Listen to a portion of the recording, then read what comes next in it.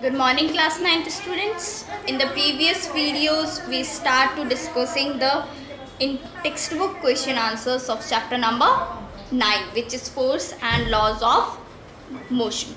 So we will further discuss this question answers. We discuss to the question number 5. हमने question number 5 तक discuss कर लिए थे question answers. अब हम question number 6 से discuss करते हैं. तो आपका जो question number 6 है वो क्या है? A stone of 1 kilogram is thrown with a velocity of 20 meter per second across the frozen surface of a lake and come to rest after traveling a distance of 50 meter.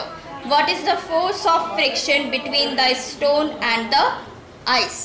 यानी कि ये क्या कह रहे हैं, जो स्टोन है उसका मास क्या है 1 किलोग्राम, उसको हमने कितनी वेलोसिटी से फेंका 20 मीटर पर सेकेंड की वेलोसिटी से फेंका across the frozen surface of a lake and comes to rest after travelling a distance of 50 metre. 50 metre का डिस्टेंस वो ट्रेवल करने के बाद रेस्ट में आ गया.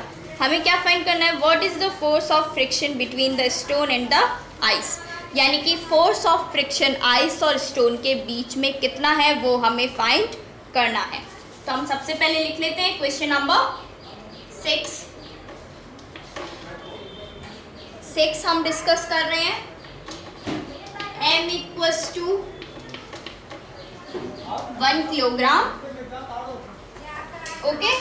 u equals to 20 metre per second and v equals to 0, क्योंकि v हमें इसमें दे नहीं रखा है ना. एंड s इक्वल्स टू जो उसने डिस्टेंस कवर करा वो क्या है, s इक्वल्स टू 50 मीटर. ठीक है. अब हम इसमें फॉर्मूला लगाते हैं. फॉर्मूला क्या लगता है हमारा, इसमें जो फॉर्मूला होता है ये हमारा गिवन था. फॉर्मूला है हमारा v square minus u square equals to 2as. जो हमने कल फॉर्मूला यूज करा था s equals to ut plus half at square. Okay, ये वही फॉर्मूला है, उसे हमने जस्ट चेंज कर दिया. ठीक है. s equals to ut plus half at square था, वो हमने उसे जस्ट चेंज कर दिया, उसमें से t हटाया है बस. ओके, क्योंकि हमारे पास टाइम नहीं है. ये हमारा न्यू फॉर्मूला है. अब हम इसे आगे सॉल्व करते हैं. इसमें हम वैल्यूज रख देंगे, आप वैल्यूज रख देना v एंड u की, a की हमारे को निकालनी है और s की रख देना. सबकी वैल्यूज रख देंगे हम. ठीक है. उसके बाद हमारे पास a आ जाएगा. a निकालने के बाद हमें क्या निकालना है, फोर्स निकालना है. तो उसका फॉर्मूला क्या होता है, F इक्वल्स टू ma. तो पहले हम ये a निकालेंगे, उसके बाद F निकाल लेंगे, m और a की वैल्यू यहाँ पे पुट करके. ओके, आप लोग इसे सॉल्व करिएगा खुद. ओके, हम नेक्स्ट क्वेश्चन पे मूव ऑन करते हैं. Next question 7th question. Okay, 7th question क्या है, 8000 kilogram engine pools a train of 5 wagons each 2000 kilogram along a horizontal track.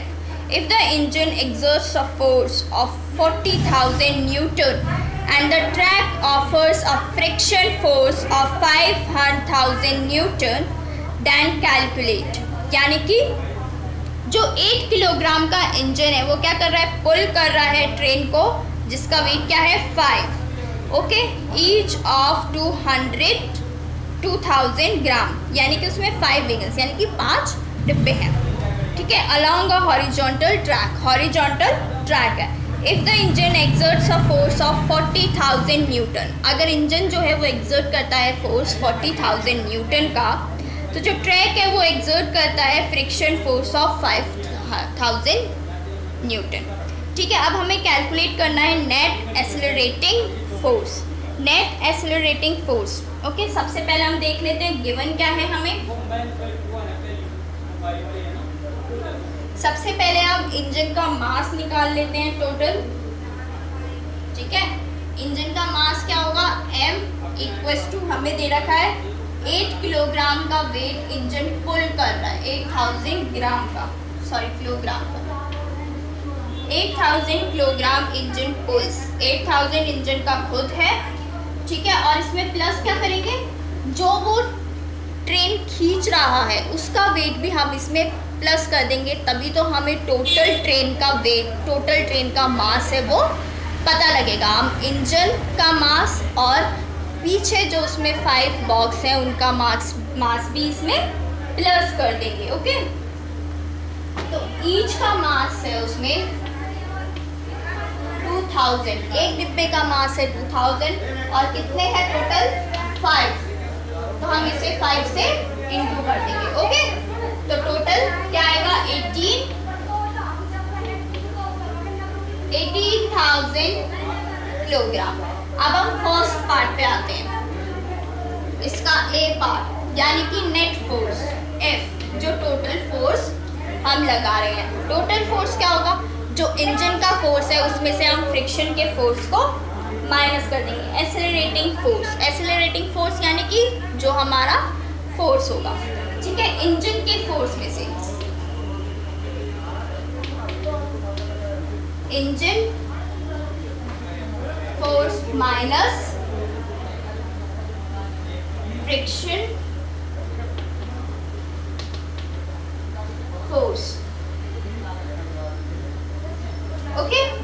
इसका क्या आएगा, इंजन का फोर्स कितना है हमारे पास 14,000 इंजन का फोर्स है, और फ्रिक्शनल फोर्स कितना है हमारे पास 5,000।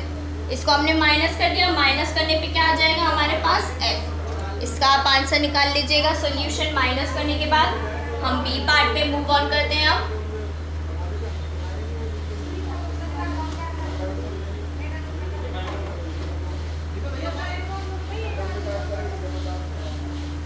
ओके, अब हम बी पार्ट देखते हैं।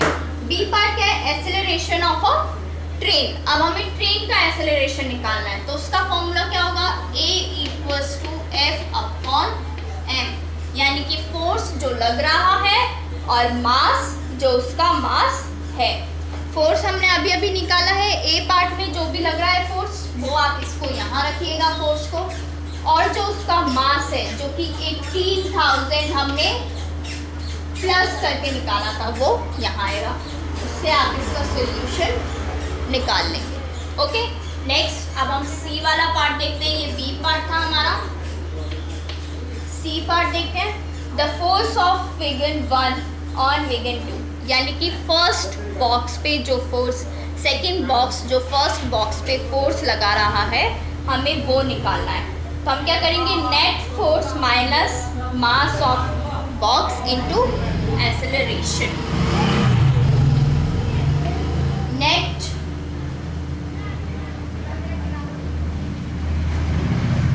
एक्सेलरेटिंग फोर्स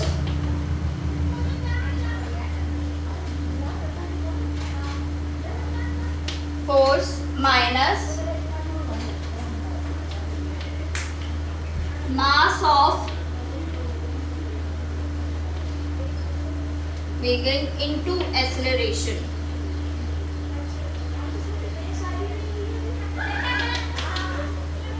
ओके, अब हम इनकी वैल्यू रख लेते हैं सबकी।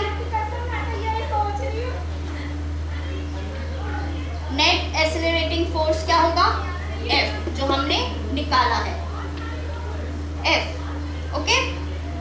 और उसके बाद मास ऑफ वेगन क्या है, एक मास का वेगन क्या है, सेकंड वाले का 2000 इनटू में क्या आएगा, एक्सेलरेशन। एक्सेलरेशन हमने क्या निकाला है, एक्सेलरेशन आपको यहाँ से मिलेगा वो A, F और A की आपको यहाँ से मिलेगी, F की यहाँ से और A की यहाँ से। आप इन दोनों की वैल्यू पुट करना और आगे इक्वल में आंसर निकाल लेना। आंसर जो आएगा वो न्यूटन में आएगा, क्योंकि हम क्या निकाल रहे हैं, फोर्स निकाल रहे हैं। ओके, आज हम ये दो ही न्यूमेरिकल्स करेंगे। नेक्स्ट क्लास में हम आगे वाले न्यूमेरिकल्स लेंगे। अगर आपको ये वीडियो अच्छी लगी हो तो इसे लाइक, शेयर एंड सब्सक्राइब ज़रूर करें। Thank you class. See you in the next class. Bye.